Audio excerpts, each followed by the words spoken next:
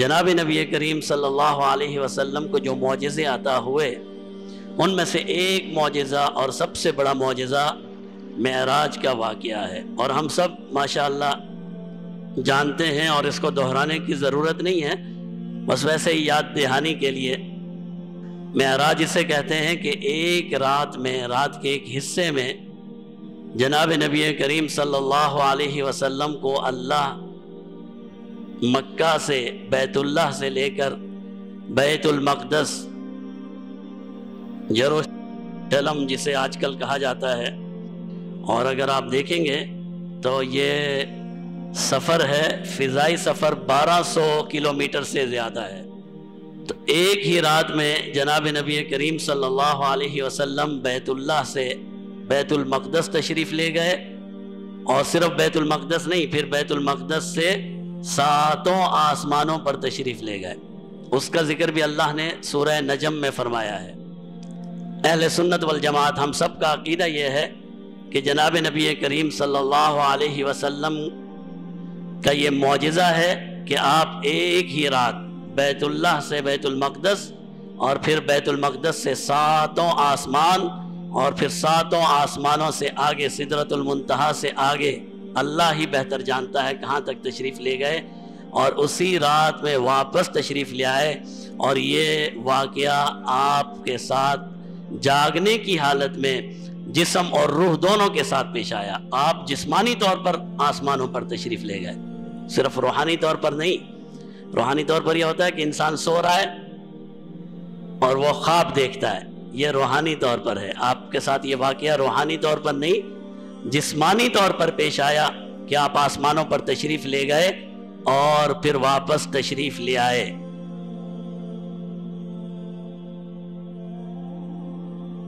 جناب نبی کریم صلی اللہ علیہ وسلم نے مختلف واقعات اور مختلف احوال، ایک عظیم الشان واقعہ تھا، عظیم الشان واقعہ تھا جناب نبی کریم صلی اللہ علیہ وسلم یا کسی بھی انسان کی زندگی کا یہ پہلا واقعہ تھا اور آخری واقعہ تھا۔ اس کے بعد سے کچھ بھی نہیں ہو سکتا، نبوت ہی مکمل ہو گئی۔ انسانی تاریخ کا یہ پہلا اور آخری واقعہ ہے کہ ایک شخص اپنی دنیاوی زندگی میں آسمانوں پر چلا گیا اور پھر 7 آسمانوں سے آگے نکل گیا، اور پھر اسی رات میں واپس تشریف لے آیا۔ یہ اللہ رب العزت نے معجزہ جناب نبی کریم صلی اللہ علیہ وسلم کو عطا فرمایا۔ جناب نبی کریم صلی اللہ علیہ وسلم نے مختلف حالات اور مختلف واقعات بیان فرمائے ہیں جو اس معراج کی رات میں پیش آئے۔ تو فرمایا مختصر، جب میں سدرۃ المنتہا پہنچا، سدرۃ المنتہا وہ آخری 7 آسمانوں سے اوپر ایک مقام پر پہنچا، سدرۃ المنتہا، عند سدرۃ المنتہا قرآن نے بیان کیا ہے۔ فرمایا ایک درخت ہے بیری جیسا۔ جناب نبی کریم صلی اللہ علیہ وسلم کی گفتگو کا اعجاز اور معجزہ یہ ہے کہ آپ ہر چیز کو اس طرح بیان کرتے ہیں کہ سمجھنے والوں کو سمجھ آ جائے۔ آپ سمجھانے کے لیے انسانی عقل کے مطابق بیان فرماتے ہیں۔ فرمایا یہ ایک ایسا درخت ہے جیسے بیری کا درخت ہوتا ہے، لیکن اس کے پھل اتنے بڑے بڑے جیسے حجر کے مٹکے ہو، بڑے بڑے مٹکے ہوتے ہیں، اور اس کے پتے ایسے تھے جسے ہاتھی کے کان ہوتے ہیں۔ اب انسان تو انہی چیزوں کو جانتا ہے نا، اور کس طرح سمجھایا جائے۔ فرمایا جب میں یہاں پہنچا تو سیدنا جبرائیل امین جو مسلسل میرے ساتھ تھے، انہوں نے مجھے کہا کہ اب آگے بڑھیے۔ میں نے کہا جبرائیل یہ مناسب نہیں ہے ایک ساتھی کے لیے کہ وہ سفر میں دوسرے ساتھی کو اکیلا چھوڑ دے، آپ یہاں تک آئے ہیں، آگے بھی میرے ساتھ چلیے۔ تو انہوں نے جو جواب دیا، فرمایا میں اللہ کے قریب جتنا آج ہوا ہوں آپ کی برکت سے زندگی میں پہلا کبھی نہیں ہوا، اور میری انتہا یہی ہے۔ فرمایا اس سے ایک قدم بھی میں نے آگے اٹھایا تو اللہ کے نور سے جل جاؤں گا، ختم ہو جاؤں گا۔ یہ مقام میرا نہیں ہے، یہ مقام اللہ نے آپ کو عطا کیا ہے۔ فرماتے پھر میں آگے بڑھا، اور بڑھتے بڑھتے ایسی جگہ پر پہنچا کہ سارے دنیاوی آوازیں ختم ہو گئیں. ایک مقام وہ آیا جہاں قلم چلنے کی آواز آئی، اس سے بھی آگے بالکل پرسکون، بالکل آوازیں ختم ہو گئیں. اور میرے دل میں تھوڑی سی وحشت ہوئی، تھوڑی اجنبیت محسوس ہوئی. تو سیدنا صدیق اکبر کی آواز میں مجھے کسی نے آواز دی، اور بعد میں اللہ نے فرمایا ہم نے صدیق اکبر کی شکل کا ایک فرشتہ یہاں رکھا ہوا ہے. صدیق اکبر کی آپ فضیلت دیکھیں، 7 آسمانوں سے اوپر جہاں کوئی نہیں جا سکتا، وہاں ایک فرشتہ سیدنا صدیق اکبر رضی اللہ تعالیٰ عنہ کی آواز میں گفتگو کرتا ہے. اور بعض روایات میں کہتے ہیں سیدنا علی کرم اللہ وجہہ، شیعہ حضرات کی روایات میں سیدنا علی کرم اللہ وجہہ کی آواز میں آواز دی گئی. تو بہرحال آپ تشریف لے گئے. جناب نبی کریم صلی اللہ علیہ وسلم نے ارشاد فرمایا معراج میں جب میں گیا تو مجھے 70,000 حجابات، تصوف میں لوگوں نے کہا 70,000 مقامات عطا کیے گئے. ہر مقام اللہ کے قرب کا ایسا مقام کہ ایک اور دوسرے مقام کے درمیان 500 سال کی مسافت ہے. یہ سارے تصوف، یہ سارے پردے اللہ نے مجھ سے ہٹا دیے اور میں اللہ کے قرب میں پہنچا. فرمایا ہٹنے کے بعد پھر ایک رف سبز قسم کا ہرا گرین کلر کا ایک تخت آیا، اور اس تخت پر بیٹھ کر میں عرش کے قریب ہو گیا. اور اے صحابہ وہاں کی کیا حالت تھی میں تمہیں بیان نہیں کر سکتا. وہاں کیا ہوا اللہ اور اس کا رسول صلی اللہ علیہ وسلم ہی بہتر جانتے. یعنی کہ کائنات کا سب سے بڑا فصیح، کائنات کا سب سے بڑا بلیغ، کائنات کا سب سے بڑا عالم اور اللہ کا افضل اور اعلیٰ اور مقرب نبی جناب نبی کریم صلی اللہ علیہ وسلم فرماتے ہیں انسان میں تجھے بتا نہیں سکتا ہوں کہ وہاں کی خوبصورتی اور وہاں کا حسن اور وہاں کا مزاج اور وہاں کی روحانیت کیا ہے، الفاظ میں بیان نہیں ہو سکتی. بعض علماء کا خیال ہے جناب نبی کریم صلی اللہ علیہ وسلم نے اللہ کا دیدار فرمایا، اپنی آنکھوں سے اللہ کو دیکھا. اور بعض کا خیال یہ ہے کہ آپ نے دوسری مرتبہ سدرۃ المنتہا میں سیدنا جبرائیل امین کو ان کی اصلی شکل میں دیکھا. اور بہرحال پھر اسی مقام پر اللہ رب العزت نے چند تحفے عطا فرمائے. سب سے بڑا تحفہ نماز کا، جو پہلے 50 تھی آپ جانتے ہیں پھر 5 ہو گئیں، لیکن اللہ نے فرمایا ہیں تو 5 لیکن ثواب اس کا 50 ہی رہے گا. اور دوسرا تحفہ سورہ بقرہ کی آخری آیتیں جو جناب نبی کریم صلی اللہ علیہ وسلم کو وہاں سنائی گئیں، پڑھائی گئیں، جو بہتر اللہ جانتا ہوا، لیکن نازل سورہ بقرہ کے آخر مدینہ منورہ میں ہوئی. اور تیسرا تحفہ جناب نبی کریم صلی اللہ علیہ وسلم سے اللہ نے یہ وعدہ فرمایا کہ آپ کے امتی یا انسانوں میں سے جو شخص بھی اللہ کے ساتھ شرک نہیں کرے گا اللہ تعالیٰ اس کی مغفرت فرما دیں گے. شرک اتنا بڑا وبال ہے کہ مشرک کی معافی نہیں ہے. اسی لیے علماء فرماتے ہیں اس معاملے میں جتنی احتیاط ہو سکے انسان کو کرنی چاہیے، جتنی احتیاط ہو سکے انسان کو کرنی چاہیے. اور شرک کیا ہے؟ مخلوق میں سے کسی بھی انسان کے لیے، چاہے وہ نبی ہی کیوں نہ ہو، ولی تو بہت بات کی چیز ہے نا، کسی بھی انسان کے لیے، حتیٰ کہ نبی کے لیے، حتیٰ کہ جناب نبی کریم صلی اللہ علیہ وسلم کے لیے کوئی ایسی صفت یا کوئی ایسی چیز ثابت کرنا جو اللہ کا خاصہ ہے، یہ شرک کہلاتا ہے. اللہ تعالی ہم سب کو محفوظ فرمائے. فرمایا جو شرک نہیں کرے گا اور ایمان پر باقی رہے گا، ایمان پر باقی رہے گا تو شرک نہیں کرے گا نا، تو اللہ تعالیٰ اس کی مغفرت فرما دیں گے. اور چوتھی چیز فرمایا جو انسان کسی نیکی کا ارادہ کرے گا اللہ فرماتے ہیں اے پیارے محبوب میں اسے ایک نیکی کا ثواب دے دوں گا صرف ارادہ کرنے پر. ہمارے تبلیغی بھائی کہتے ہیں نا ارادہ کر لیں، لیکن ارادہ دل والا یہ نہیں ہے بس دل میں کچھ اور ہو زبان پر کچھ اور ہے، دل سے ارادہ کریں، ارادہ کام ہی دل کا ہے۔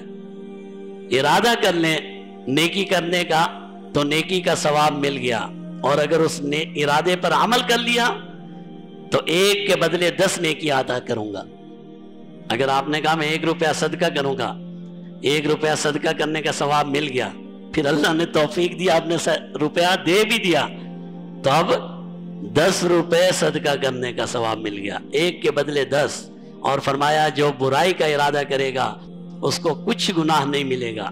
اگر دل میں برائی کا جذبہ پیدا ہوتا ہے فوراً اپنے آپ کو ادھر ادھر کر لیں، اس برائی کے جذبے کو ہٹا دیں۔ فرمایا اگر دل میں برائی کا جذبہ پیدا ہوا تو کوئی گناہ نہیں ہے، ہاں اگر وہ اس ارادے پر عمل کر لیتا ہے پھر اس پر 1 برائی لکھ دی جائے گی۔ تو یہ 4 چیزیں ہیں جو جناب نبی کریم صلی اللہ علیہ وسلم کو عطا ہوئی، اور جناب نبی کریم صلی اللہ علیہ وسلم واپس تشریف لے آئے۔ فرمایا میں واپس آیا بستر اسی طرح گرم تھا جیسے میں ابھی اٹھ کر گیا ہوں، اور ام ہانی سیدنا علی کرم اللہ وجہہ کی بہن، ان کے گھر سے آپ کا یہ سفر شروع ہوا۔ آپ نے سب سے پہلے ان سے تذکرہ کیا۔ ام ہانی آپ باہر نکلنے لگے، ام ہانی نے آپ کا دامن، آپ کے کپڑے پکڑ لیے اور فرمایا یا ابن عمی، اے میرے چچا کے بیٹے، اے میرے بھائی، مشرکین مکہ کو یہ خبر نہ دیجیے گا، وہ پہلے ہی آپ کے اوپر مذاق اڑاتے ہیں، آپ کو نہیں مانتے۔ اگر آپ نے ان کو یہ اطلاع دے دی تو ان کو تو ایک نیا عنوان ان کے ہاتھ آ جائے گا۔ آپ نے فرمایا کلا، ہرگز نہیں، میں اس واقعے کو ضرور بیان کروں گا۔ اور آپ تشریف لے گئے بیت اللہ میں اور آپ نے بیان فرمایا، واقعات آپ کے سامنے ہیں۔ مشرکین مکہ نے انکار کیا، سیدنا صدیق اکبر رضی اللہ تعالی عنہ نے اقرار کیا۔ یہ واقعہ ہمارے ایمان کی ایک صفت کو بیان کرتا ہے، وہ کیا ہے؟ الذین یؤمنون بالغیب، کہ ہم لوگ اللہ پر غائبانہ ایمان لاتے ہیں۔ ہم اپنی عقل کو ایمان پر ترجیح نہیں دیتے، ایمان کو عقل پر ترجیح دیتے ہیں۔ جو چیز قرآن سے ثابت ہو جائے اور جو چیز حدیث سے ثابت ہو جائے، پھر چاہے وہ میری عقل میں اور آپ کی عقل میں آئے یا نہ آئے، ہم کہتے ہیں ہمارے رب نے کہا ہے اس لیے ہم مانتے ہیں کہ یہ معاملہ اسی طرح ہے۔ چاہے میری عقل مانے نہ مانے، میری عقل میں وہ چیز آتی ہے نہیں آتی۔ صدیق کیوں ہیں؟ مشرکین مکہ نے کہا کہ ابو بکر ایک آدمی ہے، کہتا ہے میں بیت اللہ سے بیت المقدس بھی چلا گیا اور 7 آسمان بھی چلا گیا، واپس بھی آ گیا اور گھر بھی پہنچ گیا، کیا آپ کی عقل میں یہ بات آتی ہے؟ فرمایا کہنے والا کون ہے؟ وہ بھی تو صدیق ہے۔ کہا کہنے والا کون ہے؟ انہوں نے کہا اخو کا، یا بعض روایات میں صدیق کا تیرا دوست محمد عربی صلی اللہ علیہ وسلم۔ فرمایا اگر محمد عربی نے کہا ہے تو پھر سچ ہے۔ یہ ہے ایمان، جو چیز قرآن اور حدیث سے ثابت ہو جائے۔ ثابت ہونے کا آپ سوال کر سکتے ہیں، میں آپ کو ایک مسئلہ بتاتا ہوں، آپ یہ کہہ سکتے ہیں کہ بھی کیسے ثابت ہوتا ہے؟ میں کہوں گا اس آیت سے نکلا، اس حدیث سے نکلا، اس عالم نے بیان کیا۔ جب ثابت ہو گیا اس کے بعد ایمان میں آپ کو یہ اختیار نہیں ہے کہ آپ کہیں یہ کیسے ہو سکتا ہے۔ ہاں کیسے ہو سکتا ہے انکار کر دیے پوچھ رہے ہیں تو پھر یہ ایمان کے منافی ہے۔ اگر اپنے علم کے لیے پوچھ رہے ہیں پھر کسی حد تک ایک طالب علم کو اجازت ہے۔ تو معراج کا جو سب سے بڑا سبق ہے جو ہم نے سیکھنا ہے، اور آج کی ہماری نوجوان نسل کی یہ سب سے بڑی ضرورت ہے، اس معراج کے سبق کو اپنے دل میں پختہ کر لیجئے۔ جو چیز قرآن سے اور حدیث سے ثابت ہو گئی کہ یہ معاملہ اسی طرح ہے، پھر چاہے ساری دنیا اس کا انکار کرے، ایک مومن اس کا انکار نہیں کر سکتا۔ جب رب نے کہہ دیا تو بس کہہ دیا۔ سب سے بڑا جس نے علم کو پیدا کیا، آپ کا اور میرا علم وہاں پہنچ ہی نہیں سکتا جہاں تک اللہ کا علم ہے، اور اللہ کے ہاں یہ ٹیکنالوجی جتنی ہم مثالیں دیتے ہیں یہ سب اللہ کا علم ہے، اللہ نے ہمیں عطا کی ہے. اس کی کیا مجال ہے کہ ایسی چیز کا انکار کرے جو قرآن اور حدیث سے ثابت ہوتی ہو؟ تو سب سے بڑا جو چیز ہمیں اپنی اولاد کو دے کر جانی ہے وہ ہے ایمان بالغیب، کہ اللہ نے جو کہا ہے اور محمد عربی صلی اللہ علیہ وسلم سے جو ثابت ہوا ہے، چاہے میری عقل میں آئے. میری عقل بہت چھوٹی ہے، بہت ناقص ہے، میری عقل بہت چھوٹی اور بہت ناقص ہے. میری عقل کو یہ اختیار نہیں ہے کہ وہ اللہ اور اس کے رسول کی باتوں کا، صلی اللہ علیہ وسلم کی باتوں کا انکار کر دے. ہاں یہ سوال ہو سکتا ہے کہ قرآن میں یہ بات ہے یا نہیں ہے. جب یہ ثابت ہو گیا کہ قرآن میں یہ بات ہے اور آپ کے عقیدے میں شامل ہے تو پھر آپ کے اوپر لازمی ہے کہ آپ اس بات کا اقرار کریں. اسی لیے ہم معراج کے واقعے کا بھی اقرار کرتے ہیں، اور یہ وہ واقعہ ہے اور یہ وہ نماز ہے جو جناب نبی کریم صلی اللہ علیہ وسلم کو اللہ نے معراج میں عطا فرمائی. تو یہ واقعہ بہت طویل ہے اور ہمیں کوشش کرنی چاہیے اب نوجوان نسل میں. اللہ نے ان کو بڑا علم بھی دیا ہے نوجوان نسل کو، لیکن علم دین کی طرف ہمیں ان کو لے کر آنا ہے. آپ ذرا گھر میں جا کر پوچھ لیجئے گا اپنے 10 12 15 سال کے بچے سے کہ معراج کیا ہے، ہو سکتا ہے وہ نہ بتا سکے، ہو سکتا ہے وہ نہ بتا سکے. اور وجہ یہ ہے کہ میں نے اور آپ نے بھی اس کو بتانے کی کوشش نہیں کی ہے. سکھانا پڑتا ہے بھائی جان، اپنی اولاد کو تعلیم دینی پڑتی ہے کہ معراج کیا ہے، معراج میں کیا ہوا، معراج کس طرح سے ہوا. اگر کسی عالم کے پاس نہیں لا سکتے تو کم سے کم خود تو سکھا سکتے ہیں نا. آپ نے جو باتیں یہاں سنی ہیں اللہ کرے یاد رہ جائیں، انہی باتوں کا تذکرہ آپ اولاد کے سے کر دیجئے کہ معراج یہ ہے، اتنے صحابہ سے روایت ہوا ہے، فلاں تاریخ کو ہوا ہے، اور اس پر ایمان لانا ایک مومن کے ایمان کا حصہ ہے، بس کافی ہے. اللہ تعالی ہم سب کو توفیق عطا فرمائے کہ اپنے اولاد کو بھی اسی طرح تعلیم دیں جس طرح ہمارے آبا و اجداد نے یہ تعلیم ہم تک پہنچائی ہے.